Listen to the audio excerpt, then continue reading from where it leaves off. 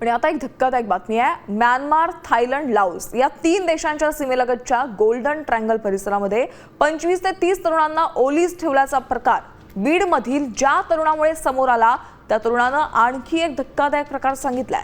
Target पूर्ण न झाल्याने विजेचा शॉक देऊन अमानुष मारहाण करण्यात आल्याचं या तरुणानं सांगितलंय। तसंच जेवणही दिलं जात नसल्यानं त्यानं सांगितलेलं आहे। सरकारनं आमच्या मुलांना सुखरूप परत आणावं अशी मागणी या तरुणांच्या कुटुंबियांनी केली आहे।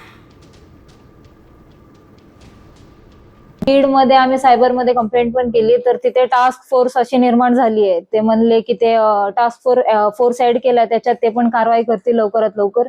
पण अजून काय होतोय किंवा अजून काय कारवाई झाली असं आम्हाला दिसत नाहीये। 2 महिने होत आले आणि त्यांच्या जीवाला तिकडे धोका आहे। त्यांना भरपूर मारतात, जेवण वगैरे नाही, काहीच नाहीये। आणि महाराष्ट्राचे पूर्ण 30 पोरं आहेत। पण आमचं म्हणणं असं आहे की सरकाराचं किंवा पोलिसाचं काहीच रिस्पॉन्स दिसत नाहीये, म्हणजे काय करतात असं वाटत नाहीये।